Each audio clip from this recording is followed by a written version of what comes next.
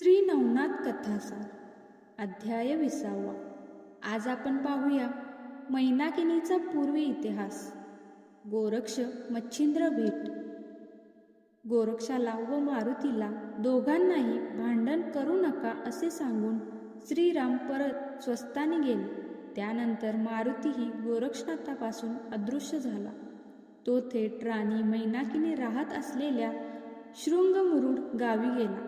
रात्रीची वेळ असल्याने मैनाकिनी गाढ झोपलेली होती. मारुतीने तिच्या महालात जाऊन हळूच हलवून तिला जागे केले. मारुतीला पाहताच ती उठून बसली व नमस्कार केला.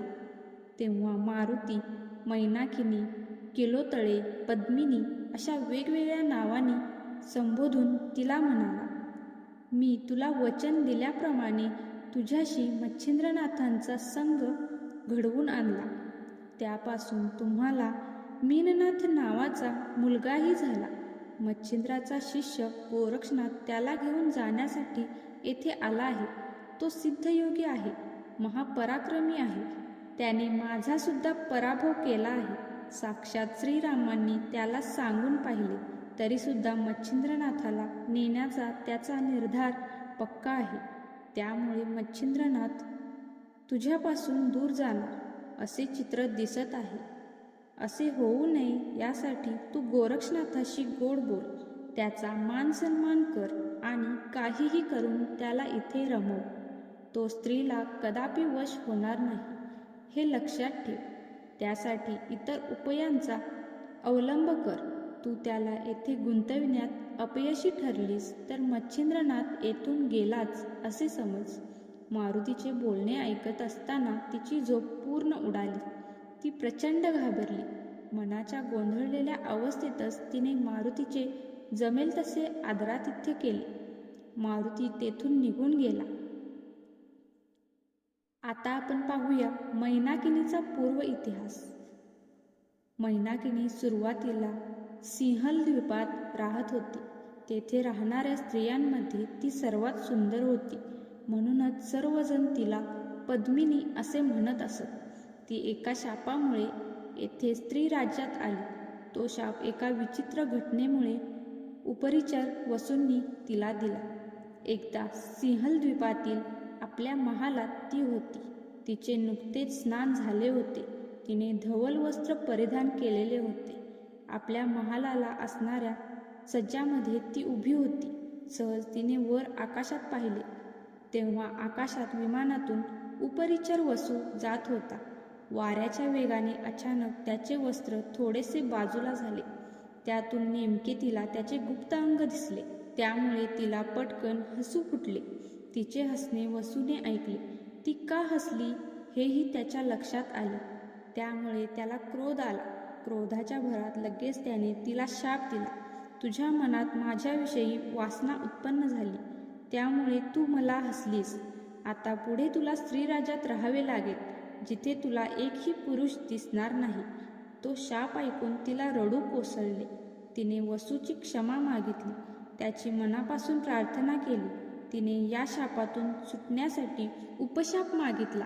वसूलाही तिची दया येऊन त्याने उपशाप दिला. स्त्रीराज्यात सध्या किलोतळा नावाची राणी आहे. त्या राणीच्या मृत्यूनंतर तू राणी होशील. तेव्हा तू मारुतीची प्रार्थना कर. तुझ्यावर तो प्रसन्न होईल आणि वर माग असे म्हणेल. तू त्यापूर्वी वचन माग. तो लगेच तुला वचन देईल.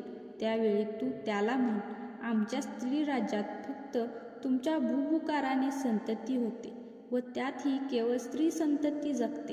पुरुष जन्मालाच येत नाही. मला तुमच्याशी प्रत्यक्ष अंगसंग करायला मिळावा. मला तुम्ही ते सुख द्यावे.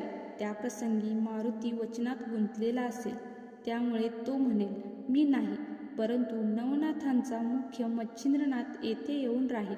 तो तुझ्याशी प्रत्यक्ष संग करेल. त्यापासून तुला पुत्र होईल. मैनाकिनी, माझे गुप्तांग पाहून तुझ्यात कामविकार निर्माण झाला. त्यामुळे मच्छिंद्रनाथ हा माझाच अंश तुझ्याशी संसार करेल. त्यापासून पुत्ररूपाने मीननाथ म्हणून मीच जन्माला येईल. त्यानंतर तुमच्या दोघांची तुटातूट होईल. तेव्हा मात्र तू परत सिंहल द्वीपात येशील. जा आता तू. त्या शापामुळे मैनाकिनीला स्वतःचा विसर पडला.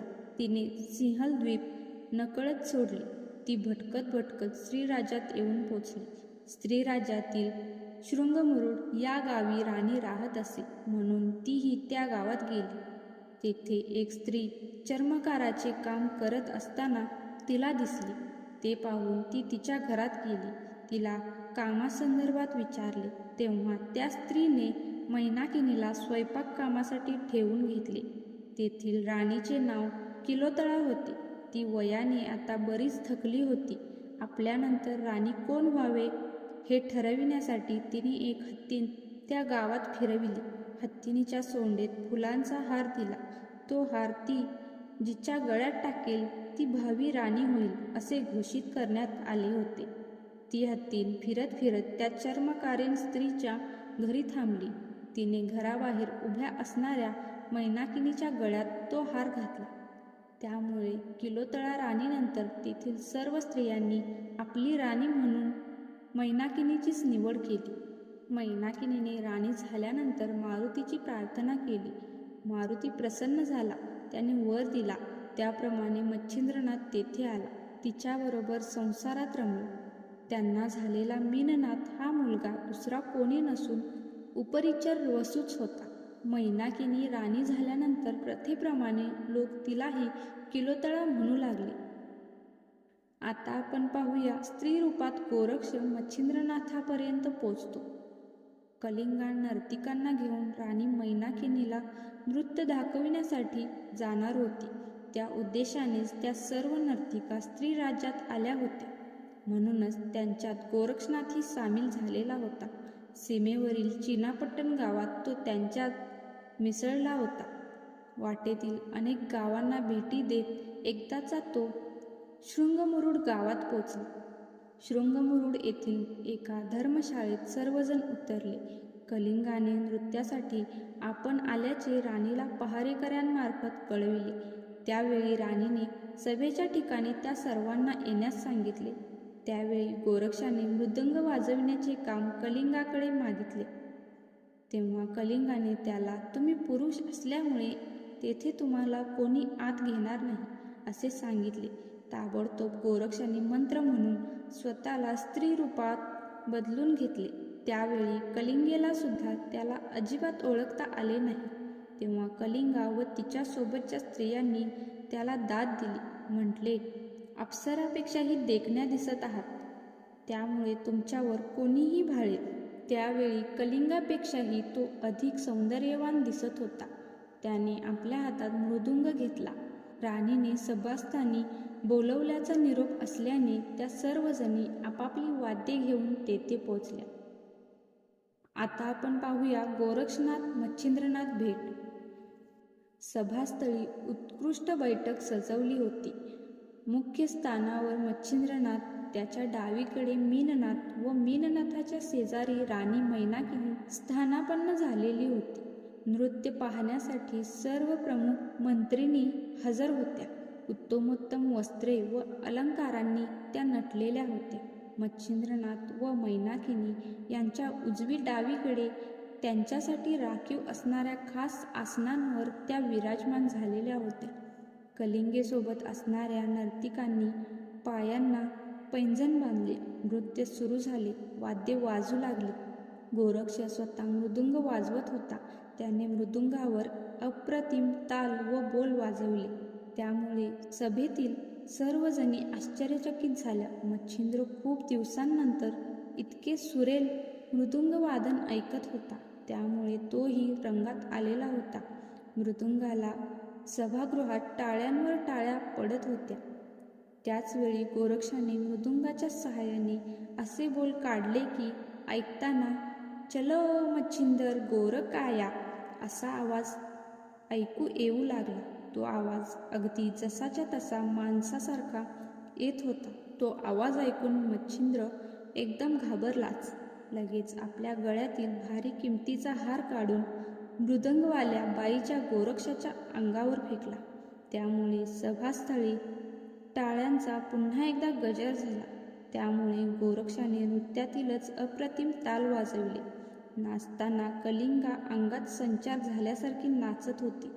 गोरक्षाला गंधर्व अनुकूल असल्यामुळे संगीत, नृत्य, हावभाव, ताल, ताना आदी सगळे तेथे अलौकिक घडत होते.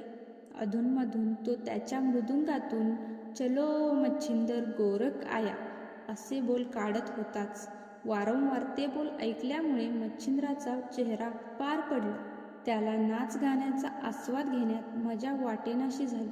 इतर नर्तिकांनी तो आवाज ऐकल्यामुळे त्यांनी मृदंग वाजविला, पण त्यातूनही तसाच माणसासारखा आवाज येत राहिला. त्यामुळे मच्छिंद्रनाथाला स्वतःची लाज वाटू लागली. त्याचा चेहरा पार काळा ठिक्कर पडला. मैनाकिनी राणी त्याच्याजवळ होती. तिने जेव्हा त्याच्याकडे पाहिले तेव्हा ती सुद्धा मनातून दचकली. तिने अत्यंत काळजीने त्याला काय झाले असे विचारले. तेव्हा तो म्हणाला, काय सांगू, काय भुताटकी आहे कळत नाही. मला मृदुंगातून चलो मच्छिंदर गोरख आया हे शब्द ऐकू येतात. मला फार भीती वाटते. गोरक्ष आला असेल तर मला जावेच लागेल.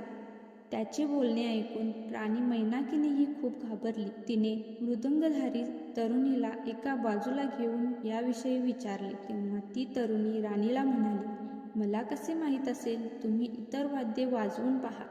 त्यामुळे मैनाकिनीने वाद्ये वाजविणाऱ्या स्त्रियांना त्यांची इतर वाद्ये वाजविण्यास सांगितले. इतर स्त्रियांनी ती वाद्ये वाजवून पाहिली. जेव्हा त्यांनी त्यातून स्वर काढले तेव्हा त्यातूनही चलो मच्छिंदर गोरख आया असेच स्वर निघाले. ते ऐकून राणीला गोरक्ष याच मंडळीत असल्याची खात्री पटली. राणीने परत त्या मृदुंगधारी स्त्रीला विचारले, तू कोण आहेस, खरं खरं सांग. तुला तुझ्या गुरुची शपथ आहे. गुरुची शपथ घेतलेली पाहताच मात्र गोरक्ष म्हणाला, माई, मी मूळची स्त्री नाही, मीच तो गोरक्ष की जो मच्छिंद्रनाथांचा अत्यंत आवडता शिष्य आहे. स्त्रीरूप घेतल्याशिवाय तुमच्यापर्यंत पोचणे शक्य नव्हते, म्हणूनच मी येथे स्त्रीरूप घेऊन आलो आहे. आता मी मच्छिंद्रनाथांना कोणत्याही परिस्थितीत घेऊन जाणारच आहे. ते ऐकून मच्छिंद्राने गोरक्षनाथाला पुन्हा पुरुषरूप स्वीकारण्यास सांगितले. गोरक्षनाथांनी आपल्या गुरुच्या आज्ञेचे ताबडतोब पालन केले. त्याने पुन्हा आपले मूळ पुरुष रूप घेतले. तेव्हा मच्छिंद्राने लगेच उठून आपल्या सर्वोत्तम शिष्याला आलिंगन दिले. कलिंगेला मात्र तिला जेवढी अपेक्षा होती त्यापेक्षा कितीतरी अधिक पट धन राणीने दिले. त्यानंतर तिला लगेच जायला सांगितले. मच्छिंद्र गोरक्ष दोघे एकमेकांना कितीतरी वर्षांनी भेटत होते. दोघांनाही आपले आनंदाश्रू आवरता आले नाही. किती बोलू, काय काय विचारू असे दोघांनाही झाले होते. ही गुरुशिष्य भेट अवर्णनीय होती. मच्छिंद्राने गोरक्षाला मधल्या काळातील सर्व घडामोडी विचारल्या. गोरक्षाने काहीही न लपवता सर्व वृत्तांत सविस्तर सांगितला. तो म्हणाला, बद्रिकाश्रमात 12 वर्षाचे तप पूर्ण झाल्यानंतर तुमच्या भेटीची ओढ लागली, म्हणून सर्वत्र तुमचा शोध घेत फिरू लागलो. एके ठिकाणी कानिपनाथाची भेट झाली. त्याने तुमचा ठाव ठिकाणा सांगितला, त्यामुळे इथे आलो. आता आपली भेट झाली. गोरक्ष तळमळीने बोलत होता, त्यामुळे त्याच्या डोळ्यातून सतत अश्रूंच्या धारा वाहू लागल्या होत्या. त्यामध्ये तळमळ, दुःख, आनंद याबरोबरच गुरुच्या या अवस्थेबद्दल करुणा देखील होती. त्यानंतर मच्छिंद्रनाथाने आत्यंतिक प्रेमाने एका मांडीवर लाडका शिष्य गोरक्षाला तर दुसऱ्या मांडीवर आपला पुत्र मीननाथाला बसविले. मच्छिंद्राचा शिष्य गोरक्षावरचे हे अकृत्रिम प्रेम पाहून राणी मैनावती देखील भारावली, थक्क झाली. तिला मारुतीची आठवण झाली. मारुतीने सांगितल्याप्रमाणे गोरक्ष येथे राहिला तर आपल्याला अतिशय आनंद होईल असे तिला वाटले. मच्छिंद्रनाथांनी आपल्या हाताने आपल्या लाडक्या शिष्याला जेवू घातले. रात्री तो पुत्राला घेऊन त्याच्या शेजारीच झोपला. सकाळी उठल्यानंतर परत त्यांच्या अखंड गप्पा सुरू झाल्या. दोघांच्या शब्दाशब्दात प्रेम ओसंडून वाहत होते. फलश्रुती या अध्यायाच्या नित्य पठणाने व श्रवणाने वेडाची बाधा दूर होईल, मन ताळ्यावर येईल, प्रपंच सुखात होईल.